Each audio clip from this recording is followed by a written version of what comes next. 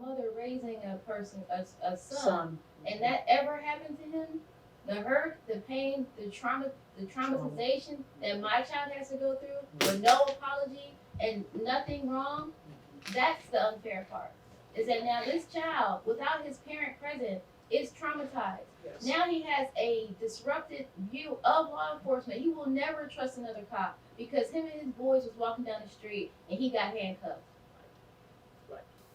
That's the problem. That you're right. That's the what do you call that? That's the collateral effect. And I can't change that but I appreciate the two of you saying that this is textbook. This is how we're trained to interact. You immediately made the assumption that he had a gun based on the information that you had. And you, when he said you had a gun, you said, okay, I got a gun, right? Which is fine. So DJ is someone who, is an insider from the force, someone who's been there. She's led the police department.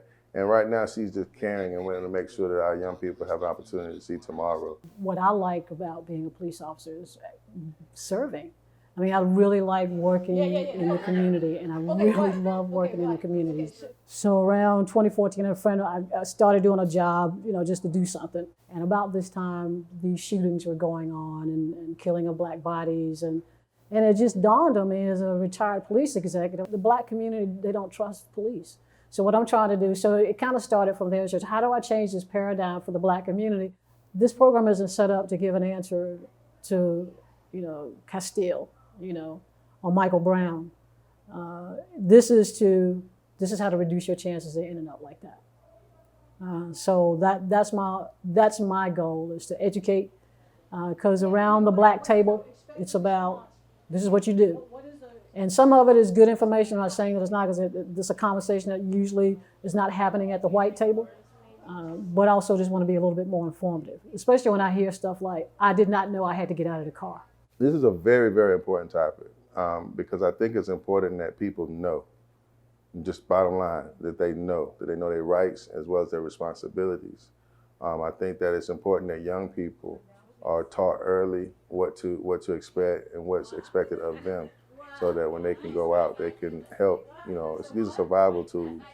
And so I think this is a very, very important conversation. And I know that as BJ engages more people in these conversations, the implications of them as it goes to police training and community forums and such, I think that's very important. I make it real clear. You can say anything, how you want to say it, I don't care, and I want law enforcement to understand that this is just how you feel. And then I'm going to help navigate that to get them to understand your perspective.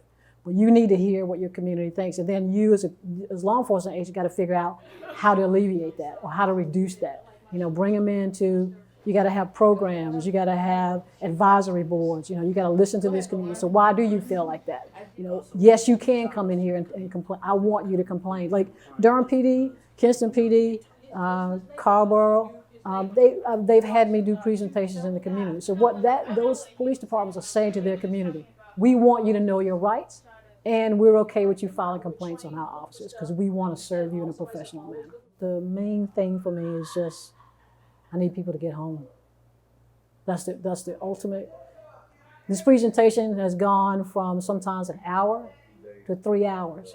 I've done this presentation because people are so passionate, and black folks are pissed.